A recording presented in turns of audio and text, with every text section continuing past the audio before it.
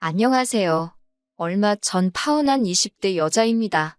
정말이진 남자친구의 이모님 때문에 파혼을 하게 될 줄은 꿈에도 상상하지 못했습니다. 하긴 생각해보면 중간에서 제대로 처신 못한 남자친구가 제일 문제였지요. 주변 사람들한테 말하기에도 어이가 없어서 이렇게 사연으로나마 한풀이를 해보려고 합니다. 저와 남자친구는 제가 대학생 때 만났습니다. 친구들과 놀러 다니는 것보다 혼자 책 보는 걸 좋아하는 성격 때문에 거의 매일 같이 학교 도서관을 찾았거든요. 철학 서적이 있는 쪽은 대부분 한산했기 때문에 주로 그곳에서 책을 읽거나 노트북을 쓰며 시간을 보냈습니다. 그런데 어느 날부터 제가 잠시 자리를 비운 사이를 틈타 누군가 제 자리에 음료수를 하나씩 갖다 두더라고요. 맞은편에서 저를 몰래 훔쳐보던 남자친구였습니다. 그렇게 저희는 인연을 키워나가기 시작했고 4년의 긴 연애를 거치고 결혼을 결심하게 되었습니다. 연애하는 동안 항상 밝은 모습만 보여줬던 사람이었기에 남자친구에게 불우한 어린 시절이 있었다는 건 짐작조차 하지 못했습니다. 그러다 결혼 준비를 시작하면서 서로 부모님의 직업이라던가 재정 상태에 대해서 오픈을 하게 되면서 남자친구의 아픈 과거를 알게 되었습니다. 남자친구의 아버님은 주사가 심하시고 폭력적인 분이셨는데 그래서 남자친구가 보는 앞에서도 어머님에게 욕을 하거나 폭행을 하는 일이 종종 있었답니다. 어머님은 당신 얼굴에 침 뱉기라 생각하셨는지 그 사실을 친정에 털어놓지 않고 남자친구가 중학교에 들어갈 때까지 참고 견디셨다고 해요. 그러다 어머님에게 큰 우울증이 찾아왔고 아버님은 알코올 중독으로 병원에 입원을 하게 되셨대요.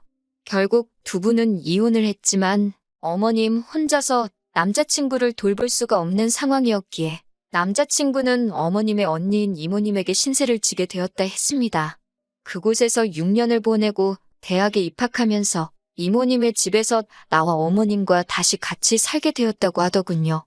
그래서인지 남자친구는 어머님한테 못지않게 이모님에게도 감사하다고 하더군요.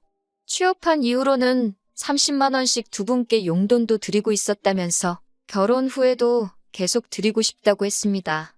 그 사실이 못마땅하다기보다 속이 깊은 사람이라는 생각이 들었어요.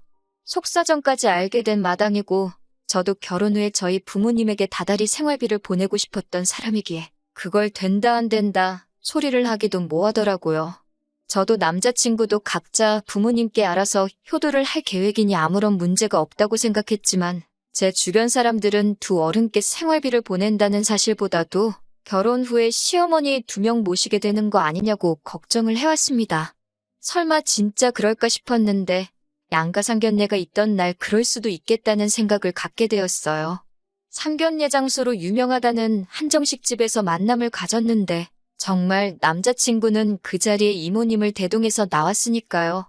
남자친구 말로는 자기 쪽에 아버지가 안 계시니 이모님을 대신 모시기로 한 것이고 어머님에게는 자신의 언니인 이모님이 정신적 지주나 마찬가지라고 설명을 해왔습니다. 아무튼 저는 그날 이모님을 처음 만나게 되었는데 어머님과는 다르게 눈빛도 강하시고 인상도 세더라고요. 남자친구의 말처럼 대화는 이모님이 거의 다 주도를 하셨어요. 어머님은 옆에서 이모님이 하는 걸 지켜보시기만 했고요. 결혼은 요즘 유행하는 대로 반반 결혼을 하기로 했지만 아무래도 자리가 자리였던 만큼 대화가 이모님의 주도로 진행되었다는 사실이 제가 주변에서 들었던 것처럼 결혼 후에 2명의 시어머니를 모시게 되는 게 아닐까 하는 걱정이 생겨나기 시작했습니다. 상견례 자리가 거의 마무리가 되어갈 때쯤 시간이 맞지 않아서 참석할 수 없다고 말했던 제 여동생이 회사 일을 일찍 마무리하고 도착했어요. 제 동생이지만 어려서부터 예쁘단 소리를 귀에 딱지가 앉을 만큼 듣고 자랐고 지금은 외국계 회사에서 일하고 있어요. 아무튼 제 여동생이 등장하자 순간 이모님 눈빛이 달라지는 걸 느꼈습니다. 그때는 그저 이모님 눈에도 내 동생이 엄청 예쁜가 보다 생각했지요. 얼마 지나지 않아 이모님의 관심은 저와 남자친구의 결혼에서 제 여동생으로 옮겨갔습니다. 이모님은 제 여동생에게서 눈을 못 떼시고는 계속 질문 공세를 퍼부으셨어요.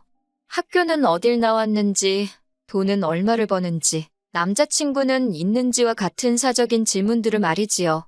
처음에는 적당히 대꾸하던 여동생이 점점 난처해하는 게 한눈에 보였고 저는 남자친구에게 귓속말로 빨리 자리 정리하고 일어서자 말했습니다. 남자친구도 제 말 뜻을 알아들었는지 자기가 급하게 일이 생겨서 가봐야겠다며 이제 집에 돌아가자고 어른들을 재촉했습니다. 집으로 돌아오는 차 안에서 여동생은 그 이모님이란 사람 정말 이상하다며 저더러 이 결혼 꼭 해야 하냐고 물었습니다. 모시고 살 것도 아니고 괜찮다고 했어요. 하지만 친정 부모님도 정작 시어머니 될 분은 한마디도 안 하고 계시고 이모님이란 사람이 나서서 좌지우지하시는 게 조금 마음에 안 드셨다고 한마디 하시더군요. 이틀 뒤 남자친구와 데이트를 하려고 만났습니다. 상견례 자리에서 있었던 일들을 이야기하다가 이모님 얘기가 나왔어요. 저는 왜 이모님이 이래라 저래라 간섭을 하시는 거냐고 사실 조금 불편했다고 솔직하게 털어놓았습니다. 남자친구는 자기도 그 행동에 대해서 짐작가는 바가 있다고 하더라고요. 남자친구 말이 이모님에게는 남자친구보다 10살이 많은 아들이 하나 있대요. 몇 년 전에 결혼을 했는데 반년도 못 살고 여자가 이혼하자고 달라들었답니다. 주변 사람들한테는 성격 차이라고 했지만 자기가 사촌형한테 들은 바로는 이모님이 그 여자를 쥐잡듯 잡으며 시집살이를 시켰다더군요. 결국 사촌형은 이혼을 하게 되었고 이모님은 그 여자에게 위자료로 1,000만 원을 주기까지 했다고 합니다. 그러면 더 자중하셔야 하는 거 아니냐고 물으니 남자친구가 그건 우리 생각인 거고 이모님 입장에선 2번 다시 그런 꼴을 안 보기 위해선 가능한 있는 대로 제 길을 눌러놓으려고 하셨던 것 같다고 했습니다. 제가 남자친구랑 결혼한다고 해서 이모님 며느리가 되는 것도 아닌데 남자친구 이야기를 듣고 있자니 어이가 없더라고요. 그래서 주변에서 이모님까지 제가 2명의 시어머니를 모시게 될 것이라는 말을 몇 번 들었다고 솔직히 그것 때문에 요즘 생각이 많다는 사실을 말해줬습니다. 남자친구는 손사래를 치며 절대 그럴 일이 없다고 어릴 적에 이모에게 신세진 건 사실이지만 대학교 입학 후에는 따로 나와 살지 않았느냐며 자기도 그때 도와주신 은혜만 갚으면 자기 어머니에게만 신경 쓸 계획이니 저에게도 그런 걱정일랑 하지 않아도 된다고 저를 안심시켜줬어요. 솔직히 미덥지는 않았지만 자기가 그러겠다는데 제가 믿는 것 말고는 더 할 말이 없더라고요. 아무튼 그 이후로 청첩장도 만들고 결혼 준비하면서 바쁘게 시간을 보냈습니다. 반반 결혼을 하기로 했으니 예단은 생략을 하기로 했는데 남자친구가 어머님하고 이모님한테 가방이라도 하나씩 해주고 싶다 하더라고요. 귀엽고 이모님까지 들먹이면서 저러고 있으니 정 해드리고 싶으면 직접 해드리라고 한마디 했습니다. 남자친구는 저의 대답에 야박하단 식으로 나오길래 보통 그런 말을 꺼내려면 2분께 뭘 해드리고 싶다 말하는 게 아니라 우리 부모님한테 먼저 뭘 해드리고 물어보는 게 순서가 아니겠냐고 한마디 했어요. 그 말에 남자친구는 아무 대답도 못하고 꼴먹은 벙어리가 되더라고요. 다달이 용돈 보내드리는 정도면 충분히 할 만큼 하는 그 이상을 하는 거라고. 그리고 부모님 입장에서도 우리들이 먼저 자리를 잡고 사는 게 가장 큰 선물이지. 그런 가방 같은 걸 중요하게 여기시지 않을 거라 한마디 더 해줬습니다. 남자친구는 끝내 못마땅한 얼굴이었지만 더 이상 뭘 해드리고 싶다는 말을 꺼내진 못하더라고요. 그리고 결혼식을 몇 주 남겨두지 않은 무렵이었습니다. 제 여동생의 어두워진 얼굴로 저에게 기니 할 이야기가 있다 하더라고요. 그리고 동생에게서 충격적인 이야기를 전해 듣게 되었습니다. 저 몰래 남자친구의 이모님이 여동생에게 연락을 하고 계셨더라고요. 연락처를 어떻게 알고 연락을 하신 거냐 하니까 상견례 날 화장실에서 물어보시길래 알려드렸다 했습니다. 뭐라고 연락을 해오신 거냐니까 처음에는 동생 다니는 회사 앞까지 오셨다며 저의 결혼 이야기를 빌미로 할 이야기가 있다고 동생을 불러내셨대요. 제 이야기라고 하니까 당연히 나가서 만났는데 막상 만나니 제 이야기는 안 하고 자꾸 여동생에 대해서 꼬치꼬치 묻더랍니다. 그런 식으로 제 이름을 팔아서 몇 번 더 여동생을 불러냈었고 나중에는 여동생 돈 나가봤자 불편하기만 하다는 걸 알았기에 핑계를 대면서 자리를 피했다고 하더군요. 그러다 하루는 남자친구의 이모님께서 자꾸 이런 식으로 나오면 저희 결혼을 반대할 거라며 반협박식으로 연락을 해오셨다는 거예요. 동생은 저랑 남자친구가 어떻게 연애해왔는지 가장 옆에서 지켜본 사람으로 저희가 서로를 많이 사랑하는 걸 누구보다 잘 알고 있었기 때문에 자기 때문에 결혼이 깨질까 두려웠다고 합니다. 남자친구에게 또 다른 어머니 같은 존재라는 사실도 알고 있었으니 어쩔 수 없이 이모님을 만나게 되었다고 합니다. 그런데 그때는 웬 남자를 한 명 데리고 나왔더래요. 이혼당했다던 이모님의 아들이었어요. 저는 거기까지만 듣고도 화가 머리 끝까지 나서 참을 수가 없었습니다. 하지만 이야기는 거기서 끝이 아니었어요. 그 이모님 아들은 여동생이 싫다 하는데도 더도 말고 덜도 말고 딱 10번만 만나보라며 집요하게 연락을 해오더랍니다. 이모님까지 자기 아들이 이렇게 좋아하는 여자는 처음 봤다며 하늘이 맺어준 인연이라고 기왕 만난 거 10번만 만나보라며 부담을 주셨고요. 어쩔 수 없이 어거지로 10번을 만났는데 정말 호감이 하나도 안 생기더래요. 그래서 이제 연락하지 말라고 하니까 이모님이 당신 아들 꼬셔놓고 책임 안 진다고 회사까지 찾아와서는 저런 여자는 잘라야 한다고 난동을 피웠대나 봐요. 그게 바로 얼마 전 일이었고 제 동생은 여태껏 혼자 참아내다가 이제서야 저에게 이 결혼을 안 하면 안 되냐고 울면서 부탁을 하더라고요. 동생의 이야기를 듣는 동안 당연히 결혼에 대한 제 마음은 차게 식었지요. 내 입장 같은 건 생각하지 말고 너 하고 싶은 대로 하라고 동생에게 말해줬습니다. 그리고는 바로 남자친구에게 전화를 걸어 두 분과 같이 나오라고 했습니다. 마침 이모님과 어머님이 같이 계신다 하여 이모님 댁 앞에서 남자친구를 만났습니다. 집으로 들어가기 전 여동생의 한 이야기를 들려주며 알고 있었냐고 물었어요. 남자친구는 정말 상상도 못했다며 자기도 어이가 없다고 그러더군요. 그런데 제가 일단 집에 들어가서 이모님한테 시시비비를 가리겠다고 하니 뭘 또 그렇게까지 하냐며 저를 말리더라고요. 이모님은 단지 당신 아들을 너무 사랑해서 좋은 짝 만나게 해주고 싶은 욕심에 좀 오버를 하신 것뿐 아니냐며 이모님 편을 들더라고요. 더 듣고 있을 이유가 없어서 집 안으로 들어갔습니다. 이모님과 어머님은 이 늦은 시간에 웬일이냐며 아무것도 모른다는 표정을 하고 계셨습니다.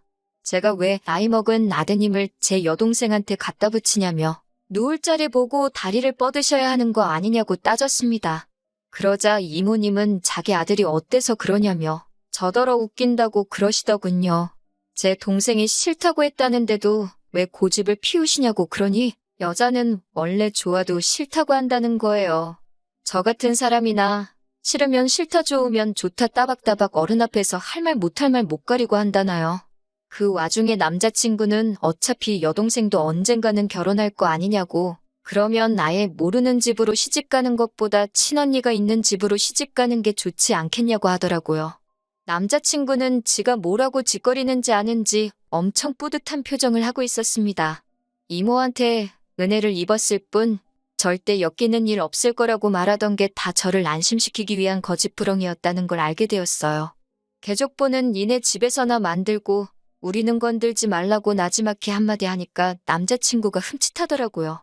시어머니를 2명이나 모시게 할 생각이 없다더니 남자친구는 지 엄마보다 지 이모를 더 어머니로 생각하고 있는 것처럼 보였습니다. 파혼까지 작정한 상황으로 간 자리였기 때문에 저도 더 주저할 생각이 없었어요.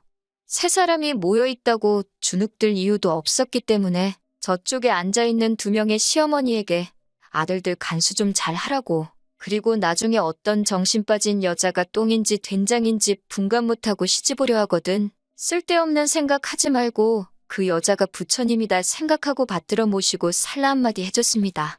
남자친구한테도 이런 우유부단한 놈인 줄 몰랐다고 그런 줄도 모르고 여지껏 가져다 바친 사년이 아까워할 수만 있다면 위자료라도 받아내고 싶은 심정이라고 지금을 기점으로 내 눈에 띄지 말고 연락도 하지 말라고 말했습니다. 밖으로 나오는 저를 쫓아 나오더니 어딜 가는 거냐고 따지며 청첩장도 다 돌렸는데 이런 식으로 나올 거냐며 별 쓸데없는 걱정을 하더군요.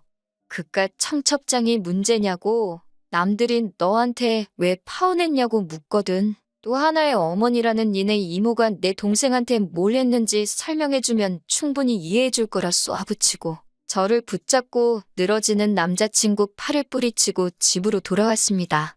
남자친구는 제 여동생 때문에 왜 우리가 헤어져야 하느냐고 아직도 상황 파악도 못하고 있길래 목 위에 달려있는 게 머리통이 맞으면 그게 정말 내 여동생 때문인지 아니면 너랑 너네 가족들 때문인지 충분히 이해할 거라고 말하고 뒤도 돌아보지 않고 집으로 돌아왔습니다. 이튿날부터 식장, 신혼여행, 가정가구들 예약해 놓은 것들은 취소하고 위약금 낼 건 내고 환불받을 건 받고 그러니 몇 푼의 돈이 제 손에 남더라고요. 남자친구한테 계좌번호 보내라고 절반은 보내주겠다 했는데 그 돈이라도 건지고 싶었는지 잽싸게 계좌번호를 불러주더라고요. 그 돈을 안 줘도 됐겠지만 하나도 아깝다는 생각이 들지 않았습니다.